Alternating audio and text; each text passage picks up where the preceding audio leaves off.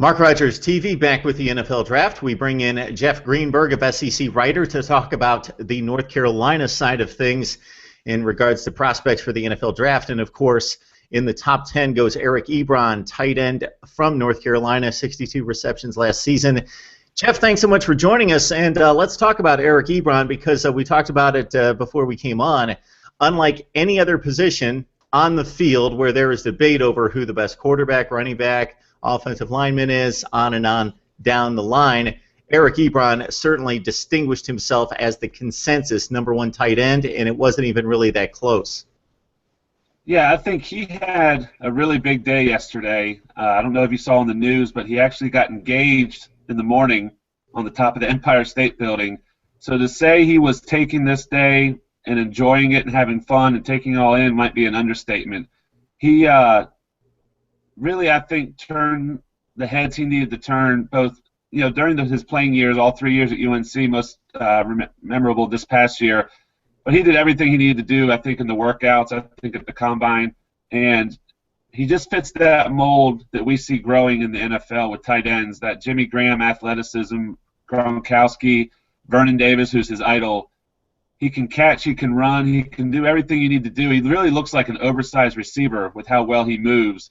And I think even the Lions coaches have already talked about, I know the head coach said he'll have an immediate impact, and the offense coordinator talked about the excitement he's feeling with being able to add him into what he already has up there with Reggie Bush, with Megatron, Stafford. He said he's going to line Ebron up everywhere. You're going to have to look hard to find him because he's not just going to be your prototypical tight end. And it's a bit of a misnomer with the Lions that they have too much offensive talent and need to draft for the defense, which they do need to draft for the defense. But aside from Calvin Johnson at the wide receiver set, they really have a drop-off there. They've lost a lot of players in recent years at that number 2 and 3 wide receiver position. And while he's not listed as a wide receiver, as you clearly point out, Jeff, he's going to be used mostly as a mismatch problem for defenses and a guy that's going to split wide on many occasions for the Detroit Lions. So Eric Ebron, again, all ACC tight end, 62 receptions and 3 touchdowns last year, going to the Lions at number 10, a bit higher than a lot of people had him projected, more in that 15 to 18 to 20 ranking, but the Lions really liked him at number 10. Got a couple guys that we could see come off the board today, Jeff, or possibly on Saturday as well when we talk about Russell Bodine, who comes out after his junior season at North Carolina at guard. Also Kareem Martin, when you just simply look at the stat sheet and what he was able to wreak havoc in the opponent's backfield with 21.5 tackles for loss and 11.5 sacks. Your thoughts about Bodine and Martin right now? Yeah, I think with Kareem Martin, he'll be the next one from North Carolina taken, and that's important to note. Rated about the 74th overall in the draft, looking at a second or third round pick, 7th best defensive end according to pre-draft rankings. What everybody likes is his size. He looks the part. He's 6'6", 272. He's got long arms. He's got a quick first step, but those long arms they like because it makes him a strong tackler, not just against the run, but also in the pass rush, getting the balls, tipping the balls. Had 11 sacks this year, which was a big increase from his previous year. A lot of the scouts have him kind of compared to a Justin Tuck type player, and what they're really looking for is he continually improved year over year, the same way Tuck has had to do, and as long as he keeps improving year over year, they expect big things from him. So he could come off today, maybe, or in the 3rd round. I think that North Carolina as a whole right now, we mentioned Ebron, but the draft success, I'm not aware of all these stats until they start coming through from the team. But the last 2 years, UNC and Texas A&M are the only 2 teams to have a top 10 pick both years. It's the 7th year in a row that UNC has had a first-round pick. They've had 17 total draft picks the last 4 years, and only Alabama has more picks in the first 3 rounds over the last 3 years than North Carolina. So, with 6 first-rounders since 2008, I think it's very impressive with the kind of players they're developing. And I think Kareem Martin, he's going to be a steal where he's picked because he's just going to be that solid defensive end coming off the end. You mentioned Russell Bodine. He left early, which to the outside public surprised a lot of people, but I know the coaches fully expected him to consider this heavily, which means they have a lot of confidence in him. He's projected 5th, 6th round, but he impressed a lot of people at the combine strength-wise. He put up 225 42 times. So 42 reps was twice as much as Clowney and a lot of the other big names. He's the 11th ranked guard at his position. They really like his quickness, but when you're that strong, you must have a powerful frame and build, and that's what they like about him. But they also like that it doesn't hinder his quickness. He's actually pretty athletic getting to the second level. So Bodine's another guy that can come off looking at a 5th or 6th round pick right now.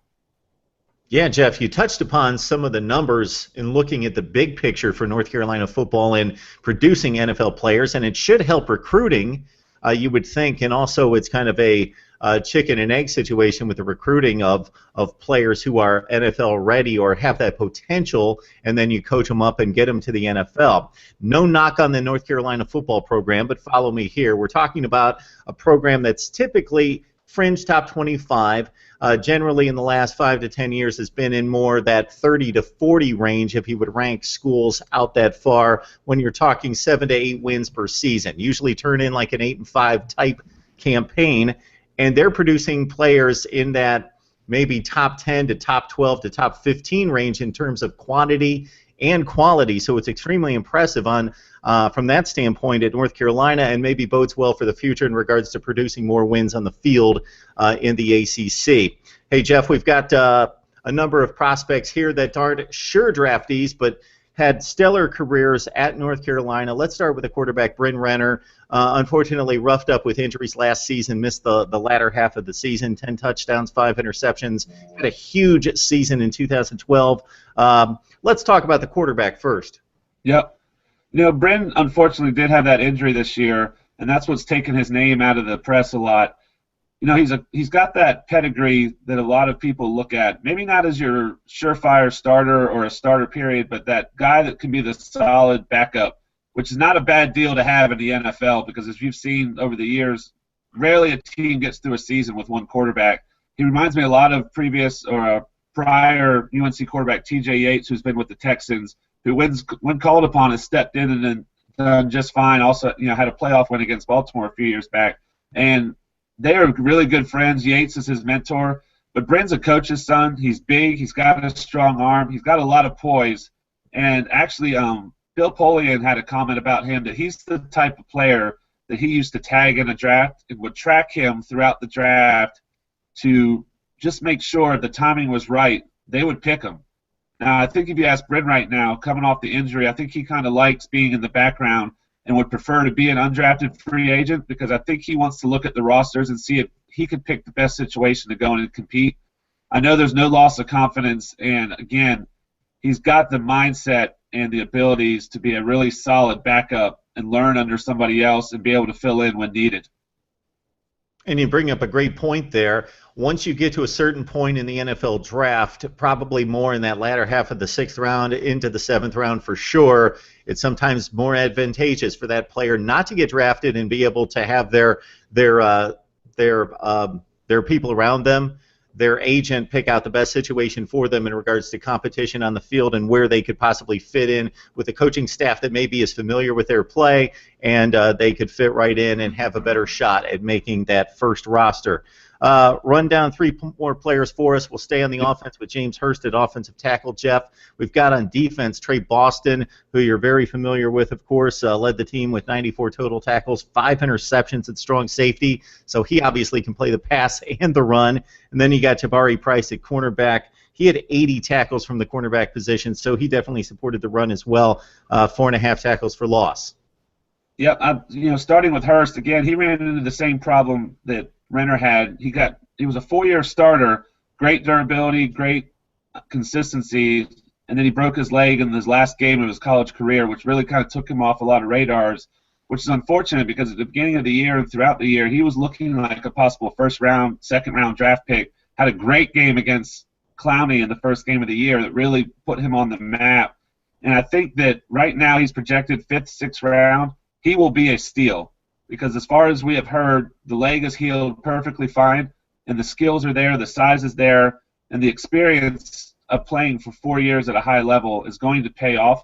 I see him helping a team, and whatever team picks him, if he's out coming into the season, 1st, 2nd round, third and fourth round would be make a lot of sense. Fifth and sixth round, I just think is going to be a steal.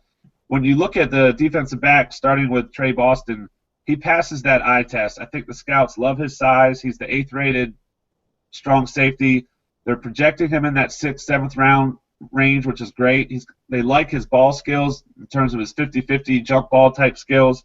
And you mentioned he's good not just against the pass, but he is very physical against the run.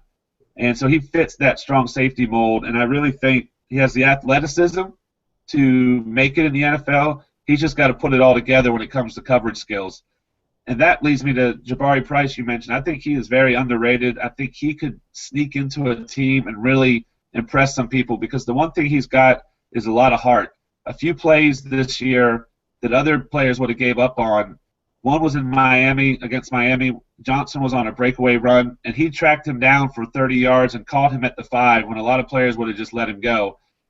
When they were playing Old Dominion, they were up by 40, 50 points. Old Dominion broke off a long run, and he came out of nowhere again and tracked that guy down to the 10. Another play that some people might have just given up. So it shows a lot of heart. The reason he tracked those guys down is because he's fast. He ran a 4.4 at the combine. He's physical and dependable. And even as an undrafted free agent, I think he could be a big help to a team, because corners need to be dependable, they need to be physical, and he does both. So Eric Ebron gets started what should be another NFL draft successful weekend for this North Carolina football program, with 2 definite draftees in Russell Bodine and also Kareem Martin, and also the 4 prospects that we talked about at offensive tackle and in the defensive secondary. Jeff Greenberg writes for SEC Writer. He's our go-to guy for North Carolina football, does a great job there, and for us as well. We're going to track you down, Jeff, a number of times, I'm sure, this summer, as we not only look forward to these North Carolina players moving on to the NFL, but more importantly for Tar Heel fans, it looks like bright things for the future when you talk about a 6-1 football team down the stretch last season that really took it to Cincinnati in the Belk Bowl. So I think you're kind of excited, and we'll catch up sometime in August, if not sooner, of course. Definitely. It sounds good, and yeah, I wish August was tomorrow. I'm with you, Jeff. It's a long off season for college football fans. Unlike any other sports season, the college football off season is rather long. So we look forward to it and always love talking college football with you. Thank you. I appreciate it.